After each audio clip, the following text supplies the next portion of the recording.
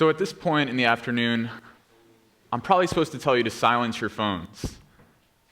But actually, I want you to turn them on, and I want you to raise the volume higher, because I'm interested in the liminality in language that exists in the interferences.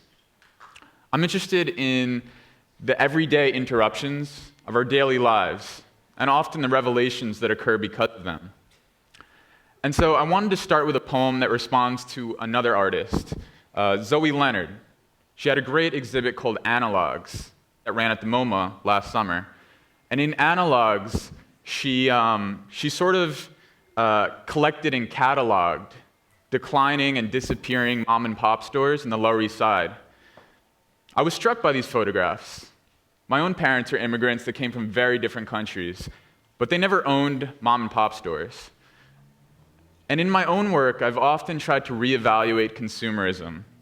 So what I started to do was I took these photographs, I took photographs of them myself, and I cut them up and I rearranged them into a new narrative. This is called Yes, We're Open, and I can't think of a better way to start the dialogue with you today. Yes, we're open. Lining and trimming, everything for men, hard to get items, cash, used, jewelry, come back, adding machines, serve yourself. We have ice, family, meats, fresh, everyday, instant. Repair must, sell all, make offer, and save. We drop off, pick up, 1 hour fade, shave, boys cut, flat top, senior citizen. The end is near. Please remember to return. Child welcome. Permanent eyeliners, top and bottom. Soft hair, it relaxes. We accept stamps. True desires of beauty does not fade in water. Half off new issues and prints. Unisex images, Peep World.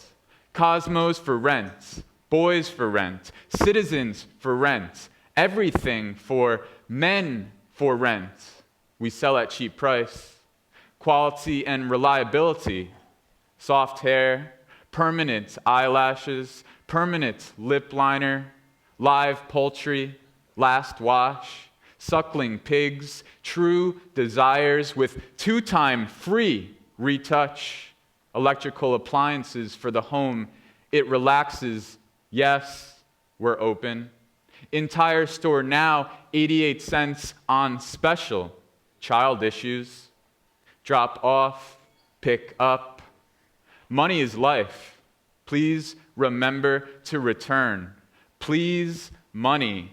Please remember money is near. Pick up, drop off. Remember, money is the end.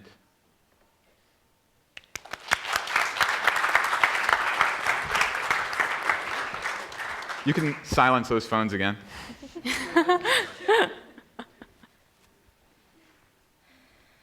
So I want to talk a little bit about liminality in relationship to persona in poems.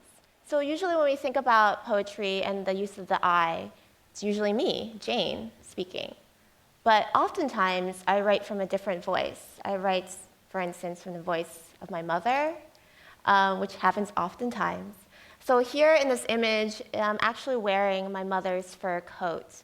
And as you can see, it's incredibly Jersey, and it's like all the way down to the ground. But when I put on her fur coat, I become her. And then in that space of liminal voice, her voice comes out, but mine does too. So we're almost kind of like two voices in kind of one person.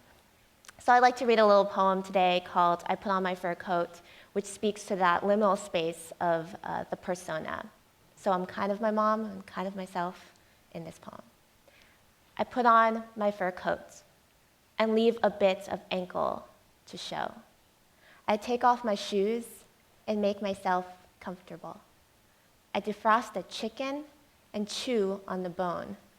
In public, I smile as wide as I can, and everyone shields their eyes from my light. At night, I knock down nests off telephone poles and feel no regret. I greet spiders rising from underneath the floorboards. Hello, hello. Outside, the garden roars with ice. I want to shine as bright as a miner's cap in the dirt dark, to glimmer as if washed in fish scales. Instead, I become a balm and salve my daughter, my son, the cold mice in the garage. Instead, I take the garbage out at midnight. I move furniture away from the wall to see what we hide. I stand in the center of every room and ask, am I the only animal here?